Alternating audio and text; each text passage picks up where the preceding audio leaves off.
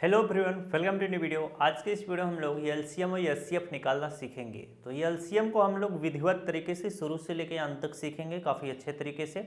और जो हमारा एचसीएफ रहेगा उसको हम लोग भाग विधि और गुणनखंड विधि से हल करना सीखेंगे। तो हर एक प्रश्नों को अच्छे से समझते हुए चलिएगा, आराम से चीज़ें आपको समझ में आ जाएंगी।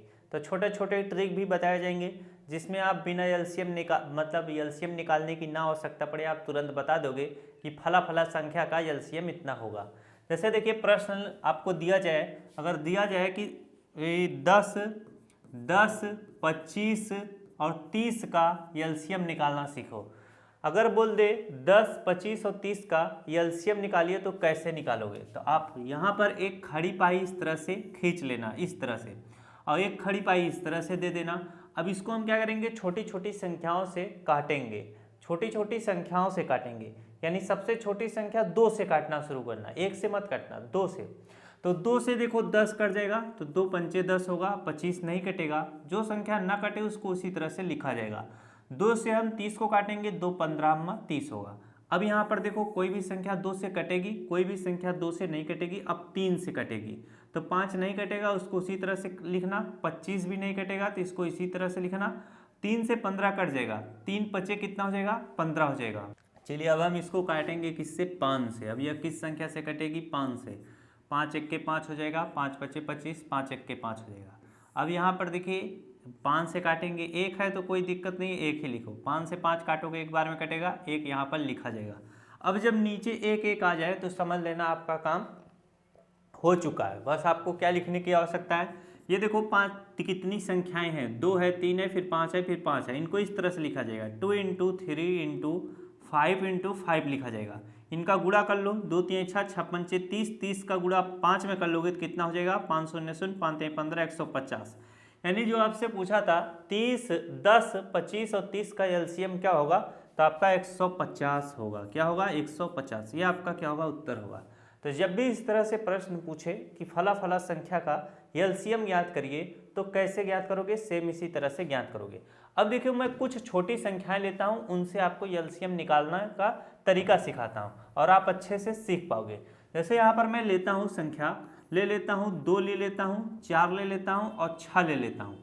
अगर आपसे मैं पूछूं 2 4 6 का एलसीएम बताओ, यानी वह, इसका मतलब होता है कि वह ऐसी छोटी सी छोटी संख्या जो क्या कर दे, इन सभी को काट दे। क्या, इन सभी को काट दे। तो 2 4 6 का अगर एलसीएम पूछा जाएगा तो क्या होगा, तो क्या होगा, यानी देखो ऐसी संख्या जो ऐसी छोटी सी संख्या जो ये 2 भी उसको काट दे, 4 भी उसको काट दे, 6 भी काट दे। तो कौन सी है, तो देखो 6 को जो है 2 काट देगा लेकिन 4 नहीं काट पाएगा। तो ये 6 जो होगा उसका एलसीएम नहीं होगा, यानी 2 4 6 का 6 एलसीएम नहीं होगा। इस तरह से सोचना पड़ेगा। अब 6 से आप बड़ी संख्या लो। 6 से बड़ी संख्या लेने का मतलब 6 × 2, 6 दूना कितना होगा, 12 होगा। 2 जो है 12 को भी काट देगा, 4 जो है 12 को भी काट देगा, 6 जो है 12 को भी काट देगा। तो ये 12 क्या हो जाएगा, एलसीएम हो जाएगा। 2 4 6 का एलसीएम क्या होगा, 12 होगा। यानी बिना निकाले आप बता सकते हो। चलिए अभी मैं इन प्रश्नों को अभी लगाता हूँ, पहले आपको थोड़ा समझाऊँ। जैसे यहाँ पर मैं लेता हूँ 4 और 8 लेता हूँ। अब पूछा जाए 4 और 8 का एलसीएम क्या होगा, तो सबसे बड़ी संख्या इसमें क्या है, 8 है। अब देखो 4 जो है 8 को काट देगा और 8 जो है खुद से भी कट जाएगा। तो 4 और 8 का एलसीएम क्या हो जाएगा, 8 हो जाएगा। बातें समझ में आ रहेंगी नहीं। और प्रश्न लेता हूँ, जैसे यहाँ पर पूछा जाए 10, 20 और आप ले लें 5। 10, 20, 5 का एलसीएम क्या होगा, तो इन तीनों में सबसे बड़ी संख्या क्या है, 20 है। 20 को जो है 5 भी काट देगा, 10 भी काट देगा और 20 खुद से कट जाएगा। तो 10, 20, 5 का एलसीएम क्या होगा, 20 होगा। इस तरीके से आप बता सकते हो। यानी कुछ ऐसी संख्या होती है जिनका आप एलसीएम आराम से मुझबानी निकाल सकते हो, लगाने की आवश्यकता नहीं है। अब इन्हीं सवालों को देखो सॉल्व करके बताया जाता है। जैसे 2 4 6 का एलसीएम निकालने को बोल दिया जाए तो 2 से 2, 2 1 के 2 हो जाएगा, 2 दूना 4, 2 3 6 हो जाएगा। अब यहाँ पर 2 से काटोगे 1 हो जाएगा, 2 1 के 2 हो जाएगा, 3 रहेगा। अब 3 से काटो, यहाँ पर 1 रहेगा, 1 रहेगा, 3 1 के 3 रहेगा। अब यहाँ पर देखो 2 है, फिर 3 है, तो 2 × कितना हो जाएगा, 3 हो जाएगा। 2 दूना 4, 4 3 कितना हो जाएगा, 12 हो जाएगा। यही मैंने आपको बताया था कि अगर 2 4 6 का एलसीएम क्या होगा, 12 होगा। सेम तरीका आपको अच्छे से समझ में गया। तो एलसीएम अगर 3 संख्याओं का पूछे, 4 संख्याओं का, 5 संख्याओं का, सेम इसी तरीके से आप एलसीएम आराम से निकाल सकते हो, कोई दिक्कत होगी ही नहीं। अब अगर आपसे पूछा जाए कि एचसीएफ कैसे निकाला जाता है, तब आप कैसे बताओगे? एलसीएम निकालना काफ़ी इजी, बस सेम यही तरीका अपनाओगे, एलसीएम फटाफट निकलता जाएगा। अब अगर आपसे एचसीएफ बोले कैसे निकाला जाएगा, और वो भी क्या, गुणनखंड विधि से, गुणनखंड विधि से।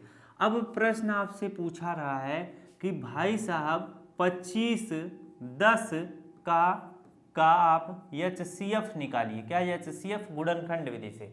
तब आप क्या काम करोगे, 25 और 10 है तो छोटी संख्या 10 है तो 10 को ऊपर लिख लो, बड़ी संख्या 25 है यहाँ पर लिख लो।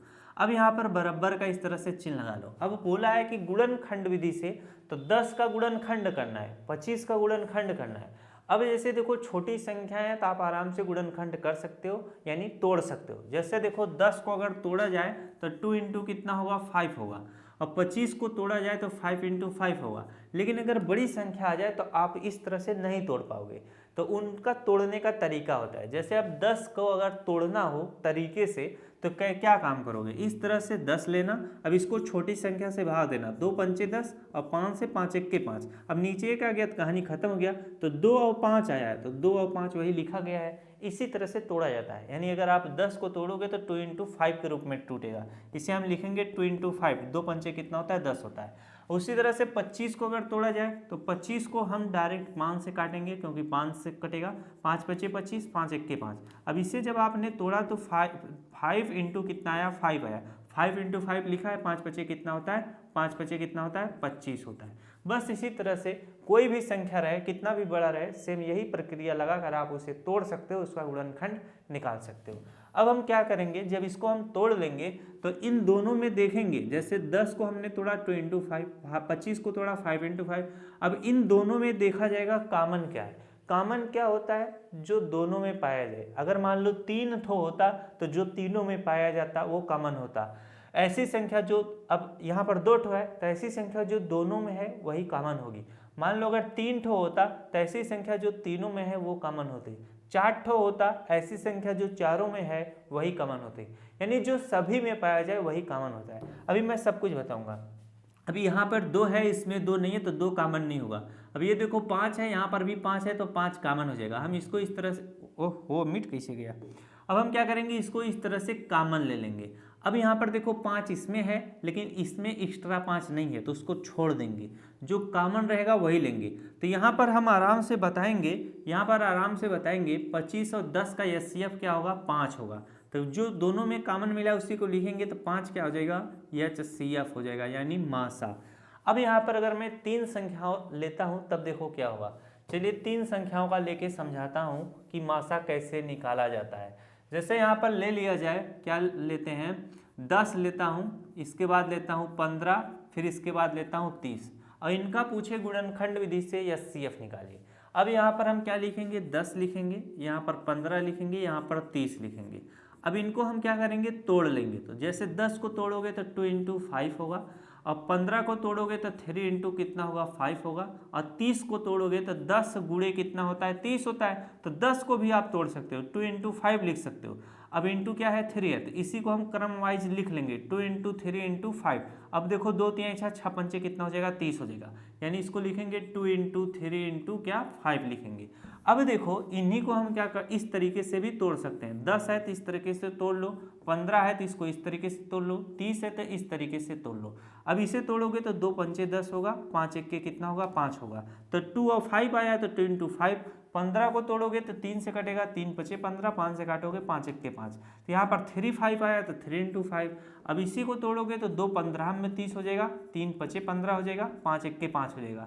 2 3 5 है तो 2 3 5 आया हुआ है। इस तरीके से हम क्या करते हैं, संख्याओं को तोड़ते हैं। अब हम क्या करेंगे, इन तीनों में जो कॉमन होगा, यानी तीनों में जो सेम संख्या होगी उसी को हम कॉमन बना लेंगे। अब इसको आप रफ कर दो, इसकी कोई आवश्यकता नहीं है। अब इसमें देखो 2 है, इसमें 2 नहीं है, इसमें 2 है, तो 2 कॉमन नहीं होगा। ऐसी संख्या जो तीनों में पाई जाए। अब इसमें देखो 5 है, इसमें 5 है, इसमें 5 है, तो हम इसको इस तरह से घेरा कर देंगे। बातें समझ में आई कि नहीं।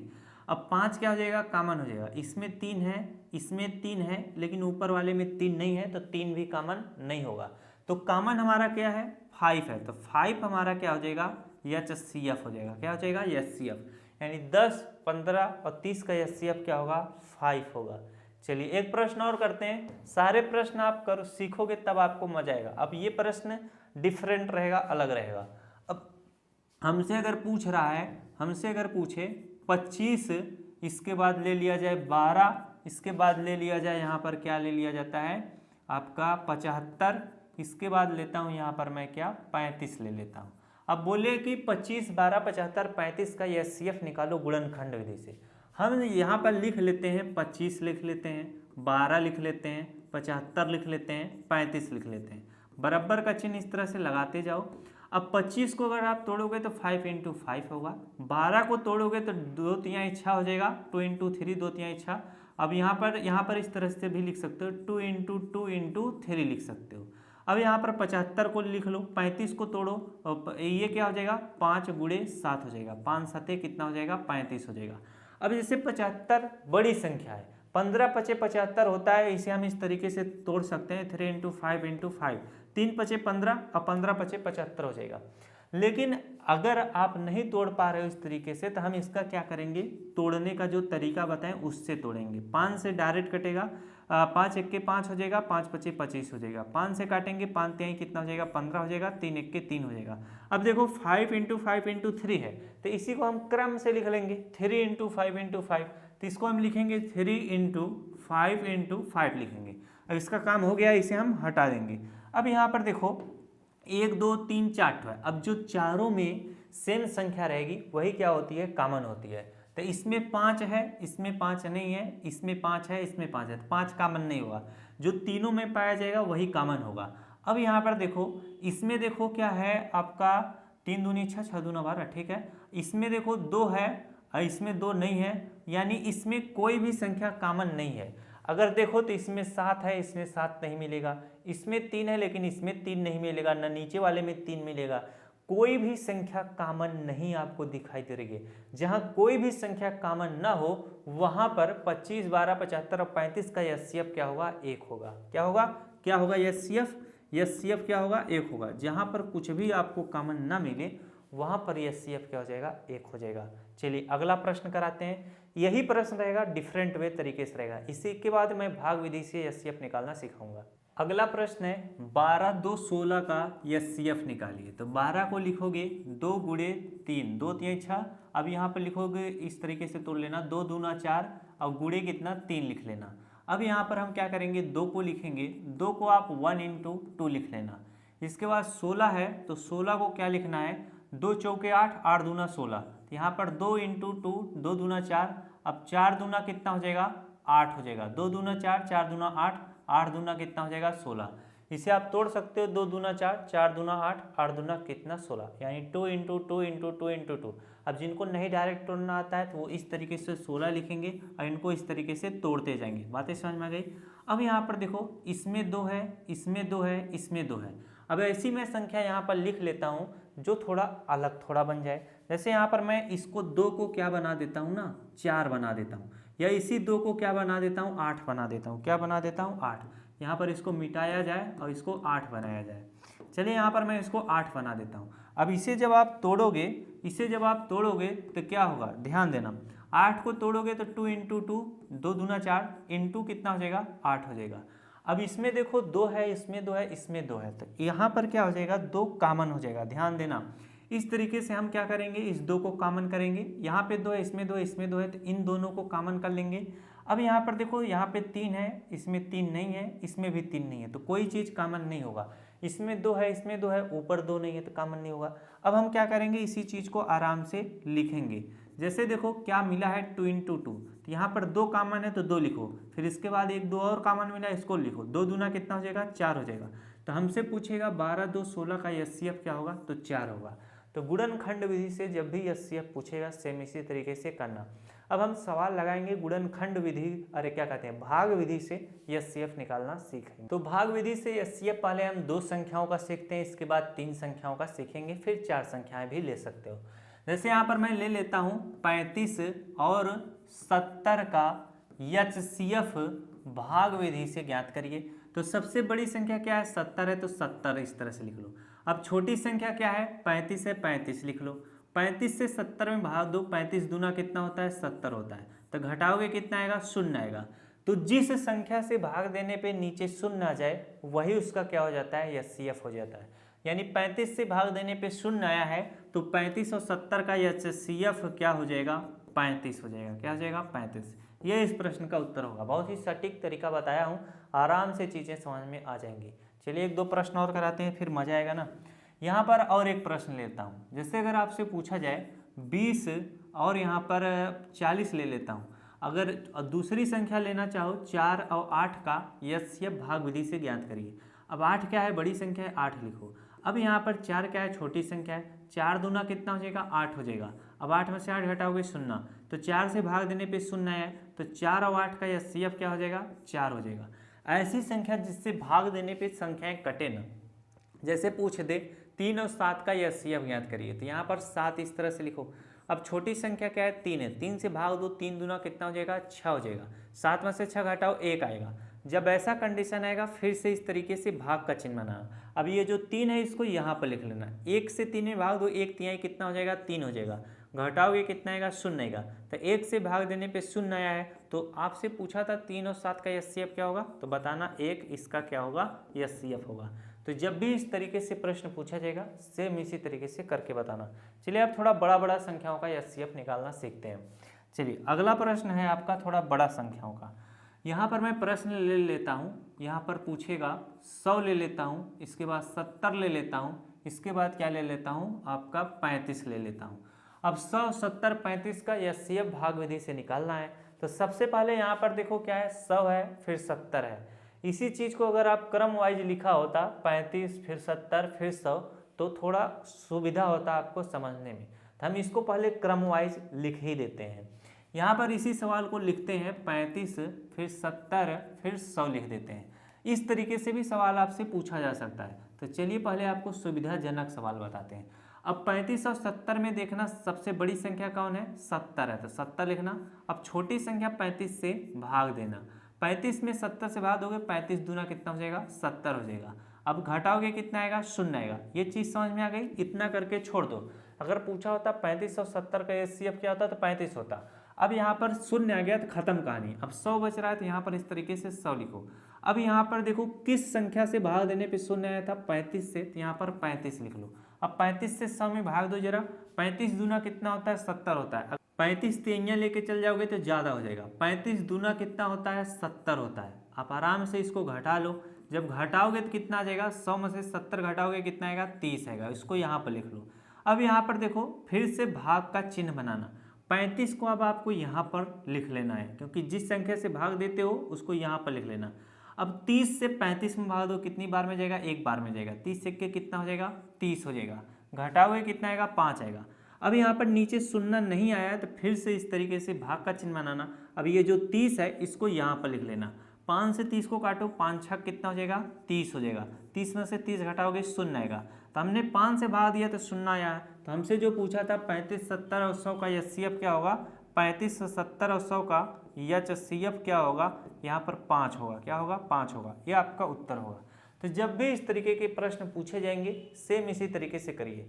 अब अगर आप 4 संख्याओं का एचसीएफ पूछता तो हम पहले 2 संख्याओं का इस तरीके से करते, फिर 3 संख्या का, फिर अगली संख्या जो बचती उसको हम यहाँ पर लिखते, फिर 5 से भाग देते।